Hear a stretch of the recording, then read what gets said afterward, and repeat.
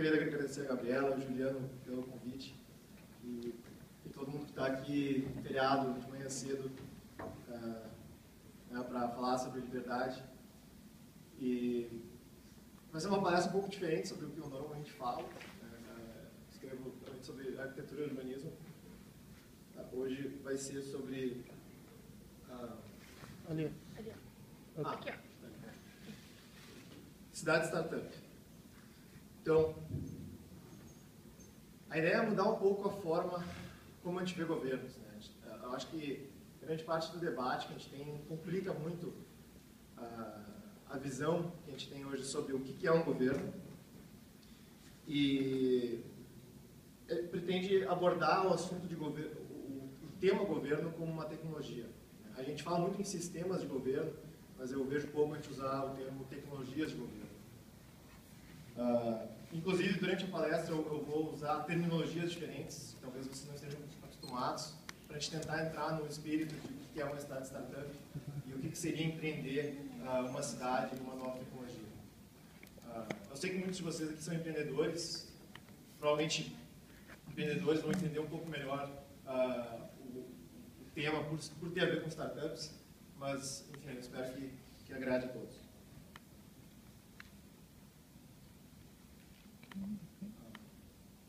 Vou apontar para algum lugar?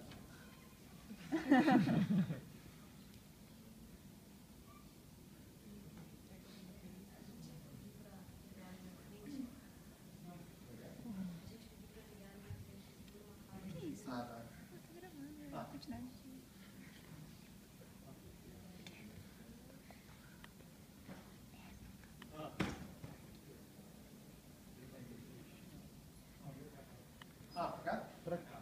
Pro...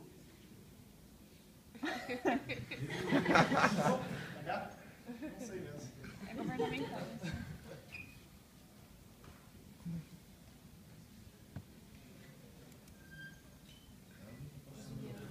Mas está muito aqui para falar. Tá bom, não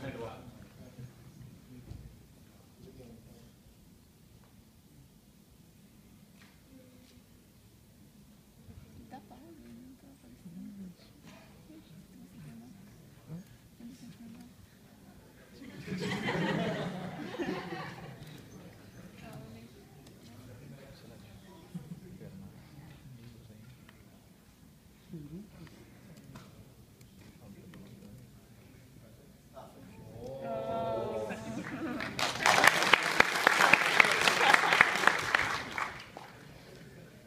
Bom, governo com tecnologia. Então, o que é uma tecnologia? Uma definição comum no dicionário seria o conjunto de processos especiais relativos a uma determinada arte ou indústria. Então, o governo nada mais é do que isso, né? A gente pode ver o governo como um processo que produz e aplica as leis que, enfim, regem a sociedade, né? É uma máquina de leis ou de regras. E a diferença, pode parecer óbvio, mas é justamente a diferença nessa tecnologia que influencia o resultado positivo ou não de uma determinada sociedade. Não sei se vocês já viram essa foto, mas mostra a Coreia do Sul e a Coreia do Norte esta noite, né? E evidencia, enfim, o fracasso, né, da tecnologia de governo que foi implementada na Coreia do Norte perante a Coreia do Sul.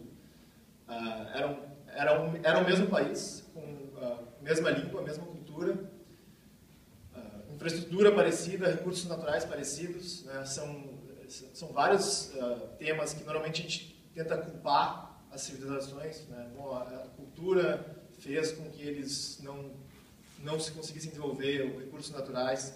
Mas no caso, a gente vê que não foi isso, né? Foi o sistema institucional. Então, isso, o Acemoglu, o autor do Por que Nações Falham, né? Why Nations Fail, reconhece isso no livro dele. Ele diz que a diferença entre o grau de sucesso econômico de diferentes países se deve à diferença entre suas instituições, as regras, né? E é justamente essas regras que eu estou chamando aqui de tecnologia. Mas, mesmo a Coreia do Sul tendo, né, um resultado superior à Coreia do Norte, ela ainda tem problemas, né? O sistema democrático tem problemas. As manifestações que tiveram no Brasil não são só brasileiras. Né? A gente vê pessoas criticando seus governos pelo mundo inteiro. É muito raro ver uma população que aceita tudo que seus governos fazem. Né?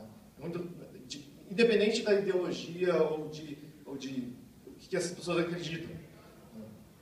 Governos raramente conseguem atender todas as demandas dos seus consumidores. Ora, são grupos de interesse controlando o governo, ou os eleitores são muito desinformados.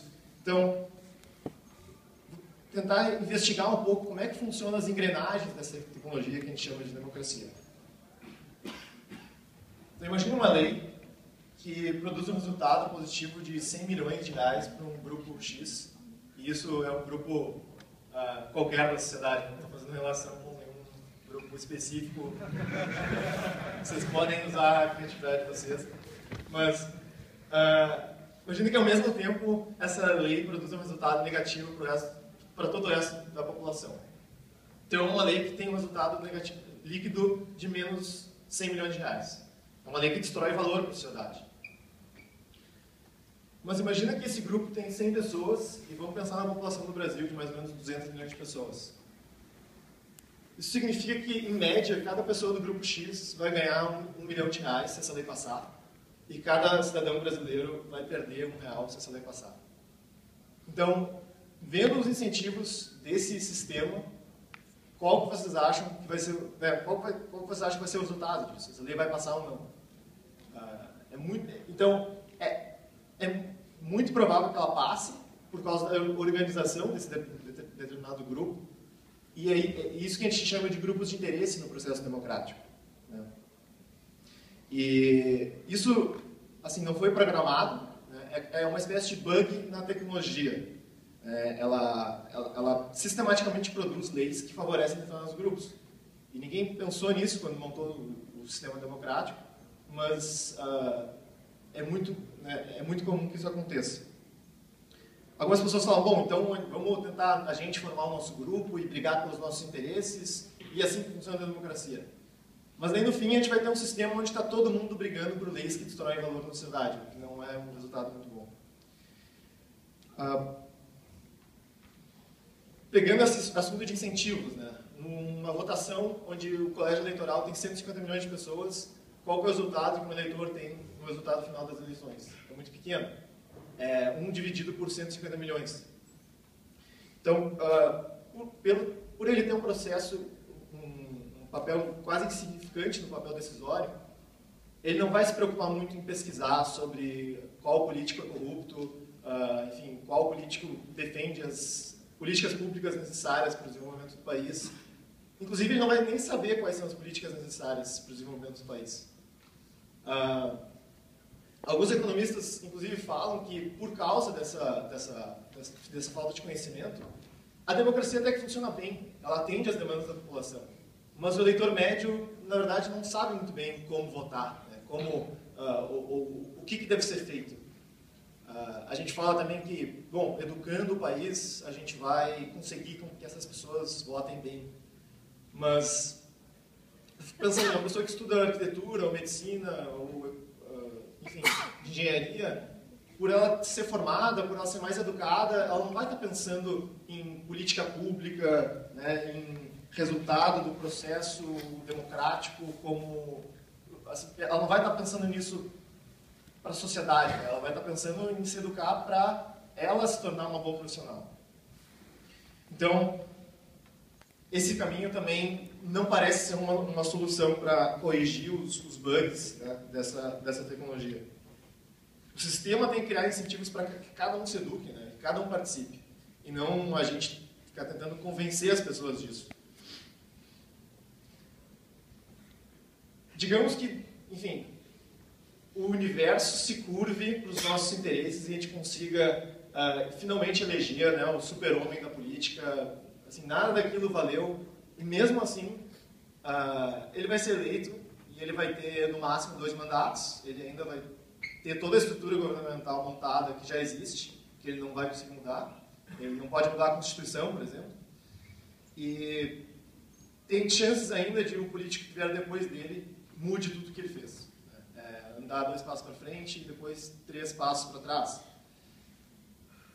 Então, eu não vejo o problema como sendo um determinado político que foi eleito que é um político ruim, ou uma determinada lei que é ruim, ou que uma determinada corporação controla o governo. Né? Porque esses são normalmente os problemas que a gente identifica nos governos.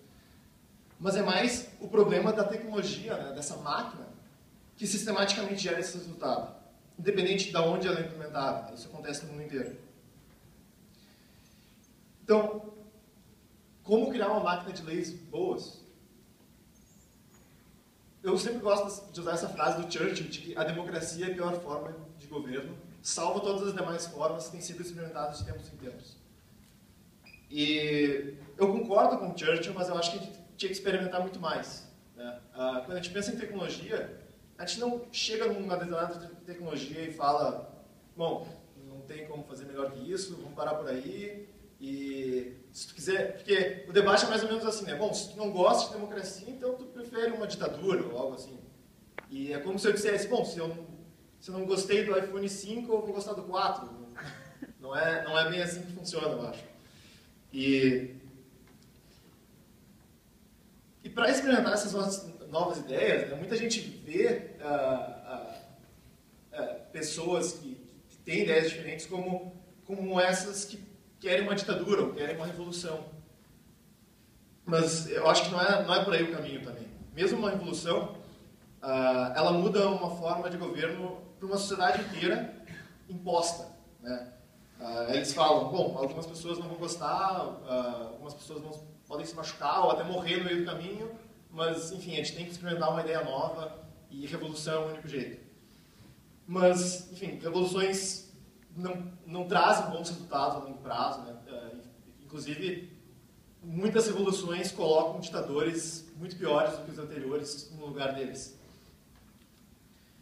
E aí que a gente chega no exemplo da startup. Né? A startup também começa com uma ideia, com uma paixão. Mas ela é testada muitas vezes antes de ir para o mercado. Quem é empreendedor que sabe que é muito difícil de acertar o produto certo e que a gente tem que começar em pequena escala, de forma voluntária, para conseguir que o cliente venha da nossa ideia, porque a gente não tem como impor um produto ou impor uma ideia para o nosso cliente. Com o tempo, as tecnologias boas naturalmente vão ser absorvidas pela sociedade e, né, de forma voluntária, ao invés de uma forma revolucionária. Como levar esse conceito para governos, para sociedades?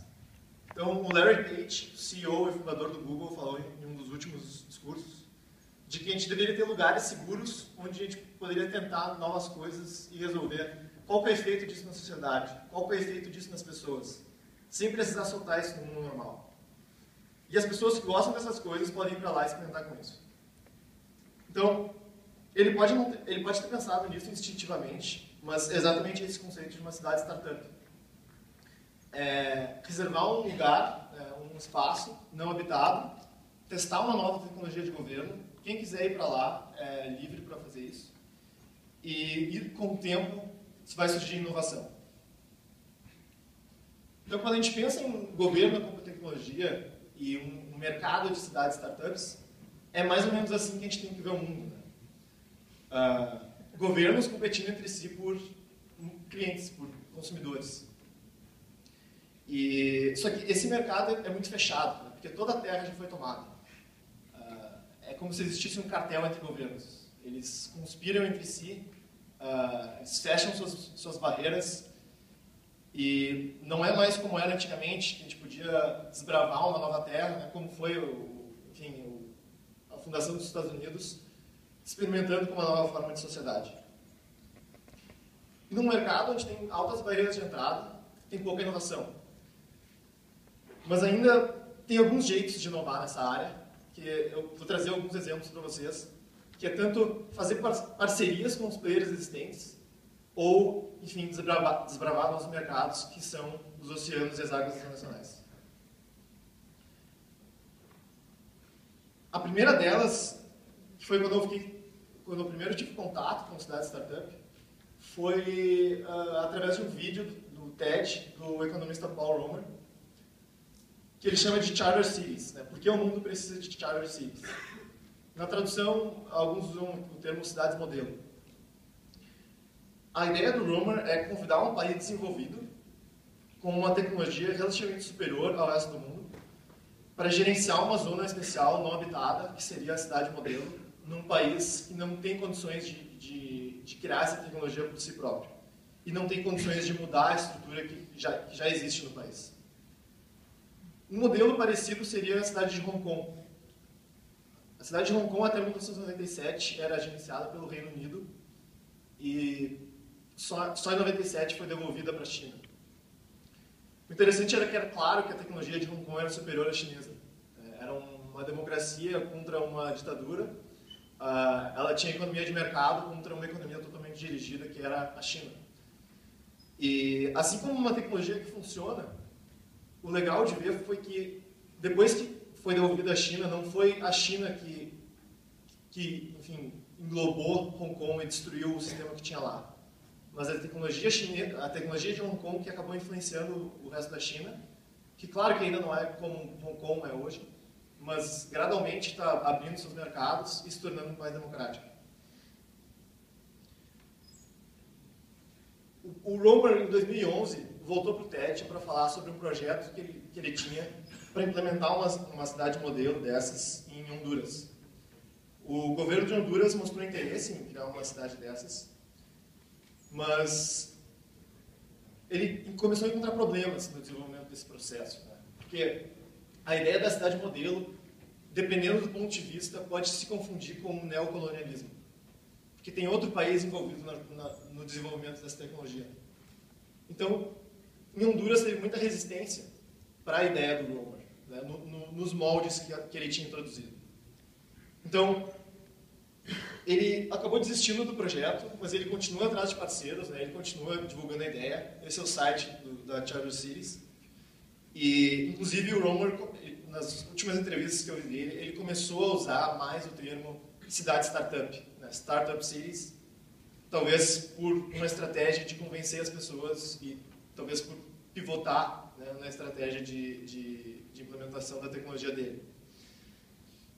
Mas o termo cidade startup, na verdade, ele só foi oficializado esse ano pelo Startup Cities Institute, que é uma ONG que foi criada dentro da Universidade Francisco Malquim, na Guatemala, que pretende ser uma espécie de guarda-chuva de cidade startup. Então, eles estão escrevendo postagens no blog, escrevendo artigos, conectando pessoas e promovendo seminários. Eu tive a oportunidade de ir para um seminário deles e conhecer os empreendedores que estão por trás, hoje, da negociação da implementação da cidade startup em Honduras, que o governo continua interessado em criar essas zonas. Então, eu vou explicar um pouco mais sobre como está esse processo em Honduras. A lei original da época do Romer foi reformulada, né? Não é mais uma cidade modelo, não tem outro país envolvido no processo. E eles criaram essas ZEDs, né, que são zonas de emprego e desenvolvimento econômico. Essas zonas, o bom delas é que elas foram assim, criadas de Honduras para Honduras, então ainda continua um pouco daquele sentimento nacionalista na ideia, mas foi um jeito que eles conseguiram para conseguir penetrar no coração da população. A lei, claro que não dá autonomia total para o empreendedor. A lei criminal, por exemplo, continua sendo hondurenha, e o governo também exige algumas garantias básicas para a população que vai se mudar para essa cidade, principalmente hondurenhos. Eu não vou entrar muito a fundo, mas tem entrevistas com o Michael Strong, que é um dos empreendedores do projeto, na internet, e esse vídeo muito legal com o Tom Bell, que é o consultor jurídico desse grupo, que recentemente deu uma palestra para a Reason TV, que explica bem a fundo os mecanismos jurídicos que eles estão desenvolvendo para implementar na cidade. Mas alguns empreendedores de startup cities olham para essas parcerias com governos e veem um risco muito grande. Porque esses governos, esses países soberanos, eles podem simplesmente, de uma hora para outra, quebrar esse contrato, né? Ou começar a exigir cada vez mais contrapartidas do empreendedor que está criando a cidade. E os empreendedores de Honduras veem esse risco, de certa forma, mitigado, porque Honduras hoje tem um desenvolvimento econômico muito pobre, é um dos países mais pobres do mundo. E eles esperam trazer tanto investimento para Honduras, e eles vão estar pagando impostos para o governo, mesmo taxas pequenas, mas quando isso entra em escala, são valores muito grandes. Então eles acham que o próprio sucesso dessas cidades em Honduras vai fazer com que o governo queira cada vez mais dessas cidades. Mas enfim, cada empreendedor tem sua estratégia, né? E alguns olham para os oceanos, realmente as águas internacionais, como uma nova fronteira de possibilidade de atuação. As águas internacionais são as únicas áreas do planeta que não foram tomadas por nenhum país. E por mais que tenha um custo tecnológico maior para entrar, ele contorna a barreira de entrada de ter que fazer uma parceria com o governo. O conceito disso se chama seasteading e foi criado pelo Patrick Friedman, que é neto do economista Milton Friedman e filho do David Friedman. A palavra significa em português mais ou menos o uso capião do mar. O uso capião, termo jurídico, para quem não conhece, é mais ou menos o domínio pela posse prolongada e pacífica, e homesteading em inglês significa uso capião. Então é o uso capião do mar. O Patrick criou em 2008 uma ONG chamada The Seasteading Institute, que, enfim, também pretende ser um guarda-chuva para cidades startup no mar, e faz mais ou menos o que o Startup Cities Institute faz para cidades startup na Terra. Essa ONG teve, enfim, uma repercussão na mídia bem grande, foi destaque na The Economist em 2011. Eles receberam $1.250.000 de doação da Fundação Thiel, do Peter Thiel. Peter Thiel é um empreendedor libertário que foi o investidor anjo do Facebook. Ele investiu $500 mil no Facebook e recentemente vendeu a participação dele por $1 bilhão. E a Fundação Thiel continua apoiando o Instituto, que recentemente lançou esse projeto de crowdfunding na internet para fazer um projeto da primeira cidade flutuante do mundo, contratando o melhor escritório de arquitetura marítima do mundo. Então, o projeto custa $40 mil, eles estão levantando metade, e se eles chegarem nesse objetivo, a outra metade vai ser paga pela Fundação Thiel. Essa outra iniciativa se chama Blue Sea, que é interessante porque é uma empresa, é uma startup também, e é uma ideia que foi um spin-off do Seasteading Institute.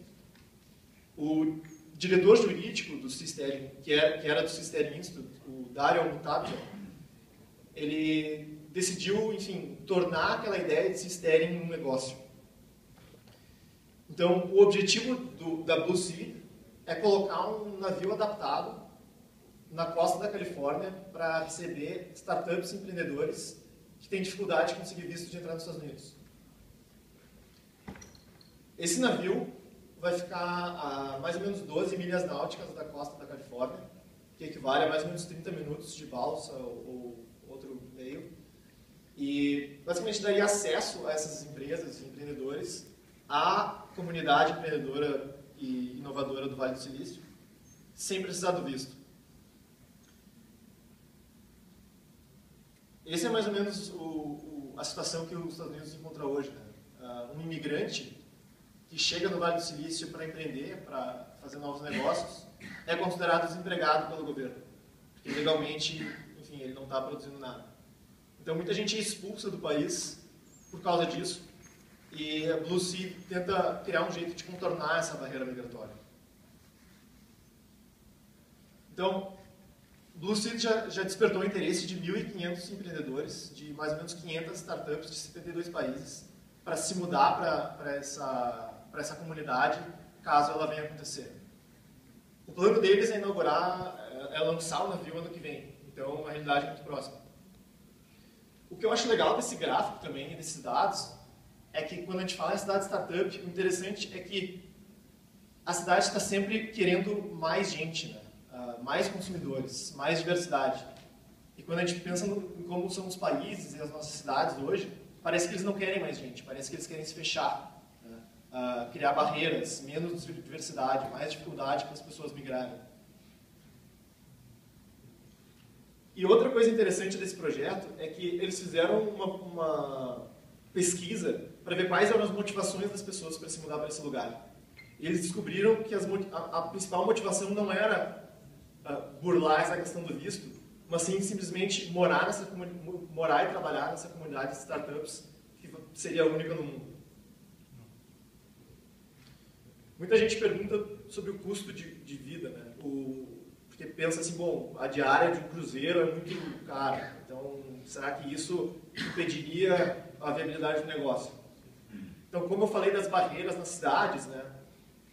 O Vale do Silício é um dos lugares que tem maior demanda de moradia dos Estados Unidos e é um dos lugares que, ao mesmo tempo, tem uma das maiores restrições para novas ofertas de moradia, né? Tem uma regulação urbana muito pesada para adensamento e mercado imobiliário. Então, enfim, uma cabine, o preço médio de uma cabine no Blue Sea se equivale ao preço médio de uma casa no Vale do Silício. Claro que a casa no Vale do Silício é maior, mas para fins de moradia eu achei essa informação bem relevante. Então, bastante gente olha para todas essas ideias e fala, isso tudo é utópico, isso nunca vai acontecer. Mas eu vejo muita gente com esse mesmo ceticismo em relação a qualquer tipo de tecnologia nova. Eu sou um cara que gosta muito de tecnologia e às vezes eu falo para alguém sobre alguma tecnologia que já existe hoje e essas pessoas não acreditam que ela existe. Isso é utópico. Eu falo, bom, já existe, por exemplo, carros que dirigem sozinho, ou o hambúrguer que é criado in vitro, né, sem precisar de carne animal, ou o exoesqueleto mecânico para ajudar pessoas idosas ou paraplégicas. Essas tecnologias existem, eu falo isso para algumas pessoas e elas falam que é utópico. Só que elas só vão, enfim, aceitar a existência delas depois que elas já estão amplamente difundidas, né? Essas pessoas eu colocaria nessa área vermelha do gráfico, as últimas a aceitar a tecnologia. Então, quando a gente fala sobre cidades, startups e novas tecnologias, na verdade, a gente precisa focar naqueles primeiros caras, os early adopters, né? Os caras que tomam mais risco ou têm uma necessidade muito grande de usar a tecnologia com urgência e só depois que a tecnologia se provar de qualidade é que, enfim, ela vai ser amplamente difundida, e, enfim, de forma totalmente voluntária. E é mais ou menos assim que surge a inovação, né? Os primeiros MP3 players foram criados por startups. Eles tinham capacidade para mais ou menos 10 músicas, é menos que um CD, né? Porque ele concorria com um CD. E não foi a Apple que desenvolveu isso, né? Os primeiros caras a comprarem esses MP3 players pagavam mais do que por um Discman, por exemplo, mas eles queriam ter acesso às novas características do produto, né? Eles queriam ter acesso à biblioteca de MP3 que talvez só eles tinham na época, ou um aparelho que não pulasse o CD, né? Toda vez que andasse com o aparelho. E o legal é que se provou de qualidade, né? A Apple incorporou essa tecnologia e hoje, enfim, se tornou uma coisa normal. Só que coisas assim só se criam em ambientes que existe essa diversidade, né? Existe concorrência, existe possibilidade de inovação. Então, quando a gente fala em cidade de startup, a gente sempre tem que falar nelas no plural, né? Não é uma questão de, bom, vamos todos que defendem tal ideologia ou tal ideia de sociedade se isolar do resto do mundo num lugar. A ideia é que tenha milhares dessas cidades, né? Eu gosto muito do título do blog do Sister Institute, que é Let a Thousand Nations Bloom, que nasçam milhares de novas nações. Porque, basicamente, esse modelo, esse ecossistema de nações concorrendo entre si, é o que vai gerar inovação em governo e em tipos de sociedade, independente do que a gente acredita. Então, é isso que eu tinha para falar. Se vocês tiverem perguntas, fico aberto. Obrigado.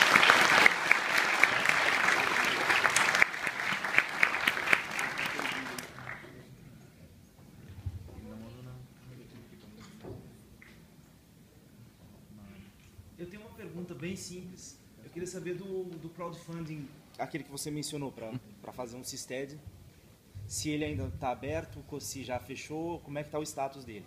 Só isso. Por favor, a gente vai responder essa pergunta, mas aí na próxima, vou pedir para vocês levantarem a mão, porque as duas moças, uma de branco e uma de preto, vão levar o microfone até vocês. Às vezes, quem está mais na frente não escuta por causa da acústica. A pergunta é sobre o projeto de crowdfunding, se ele ainda está aberto. O projeto ainda está aberto, acho que falta uma semana ou duas para terminar. Aquele valor já aumentou, ele deve estar em $17 mil. E, enfim, eu contribuí para aquele projeto. Tem uns prêmios legais, assim, camiseta, algumas coisas do Sister Institute que eles te mandam pelo correio. Mais perguntas?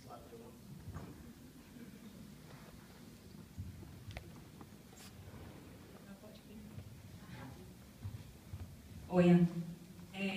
Aqui. Ali. Eu estava querendo conhecer um pouco o tipo de modelo que o Startups Institute e o Charter Cities Institute está apresentando, considerando um pouco assim, aquela parte teórica de federalismo fiscal, que tipo de bens pode ser produzido por quem, economia de escala e tal. Como é que eles estão apresentando isso para os países, assim, em termos de... como que eles vão fazer a questão de tipo, segurança, que provavelmente os países vão querer continuar provendo algum tipo de lei, tipo a lei criminal. Tem um modelinho que eles já fizeram, o que seria ideal? Eles estão desenvolvendo isso junto com os países, né? Alguns países da África já mostraram interesse em criar essas cidades, mas eles estão com um foco bem forte em Honduras, que foi onde eles mais investiram, né? E onde o governo mais avançou nisso até agora.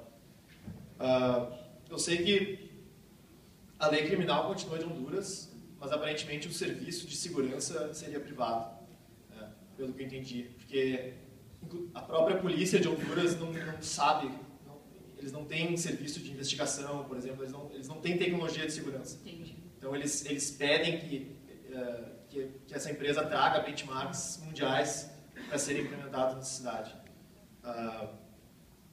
Mas assim, os serviços públicos, vamos colocar aqui, já são, que já existem nesses países, eles não vão ser mais promovidos para aquela região. Na verdade, é uma região que não é como se a região não existisse. Digamos que